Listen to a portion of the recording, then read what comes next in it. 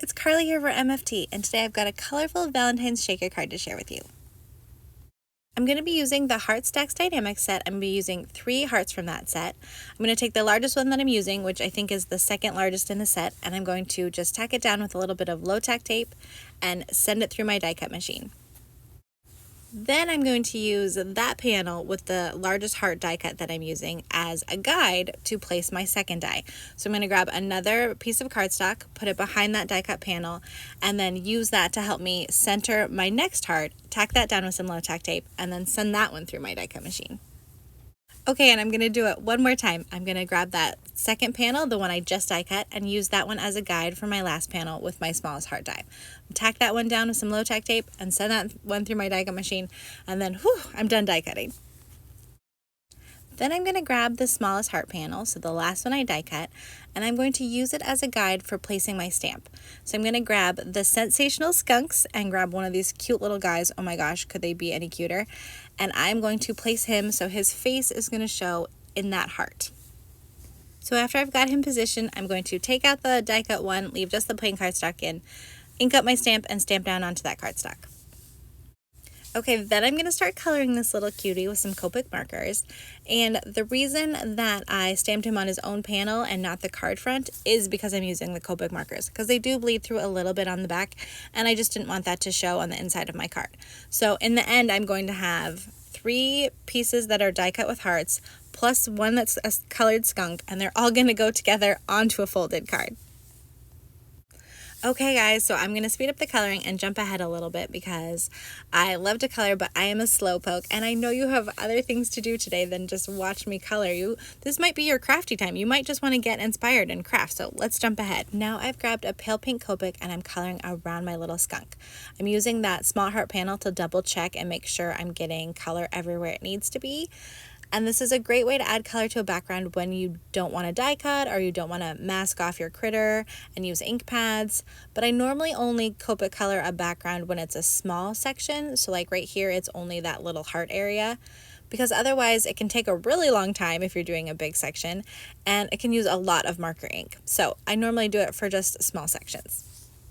I'm going to grab that small heart panel one more time and make sure I've got all of my background color at any place that's going to show through the heart. And then I'm going to add some color to the heart panel.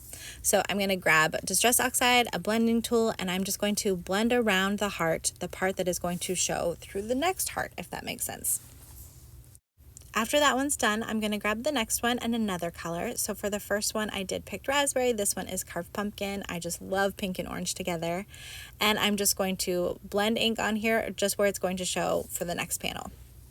So here are all my panels stacked together, but I decided to add a few little details. So I've got a colored pencil that is close in color to Picked Raspberry, and I'm just making some little polka dots on the background of that skunk panel. And after adding a few little white highlights too, I'm going to start assembling. So I'm using a little bit of liquid glue and I'm adhering the skunk panel to a folded card. Then I'm going to start adding my heart layers. So I'm still using liquid glue because it gives me a little bit of wiggle room to straighten everything out, make sure it's lined up. Once I've got the pink one on, then it comes the orange. On top of the orange layer, I'm going to be using some foam tape to build a shaker container. You could skip the foam tape, but your card wouldn't have quite as much shake, which sometimes actually is nice, especially for mailing, but I wanted this one to shake a little bit more, so I am adding the foam tape to build my shaker container. And if you look really closely, you might notice the skunk in that shaker container getting covered with sequins looks a little bit different. And that is because I spilled a whole entire cup of water on the last card and had to start over again. So the skunk came out a little bit different this time. So this is just a public service announcement. Only have closed cups on your craft table, people. Otherwise you have to start over. But this one is cute too, so I'm taking off the liner paper from that foam tape, and then I'm going to close that shaker container with a piece of acetate. Now before I add my last panel on top, I'm going to stamp a sentiment on it. So I'm using the cute little Hugs and Kisses from the Smooches stamp set, and I'm arranging it in my MISTI so it's on the little side of the heart there.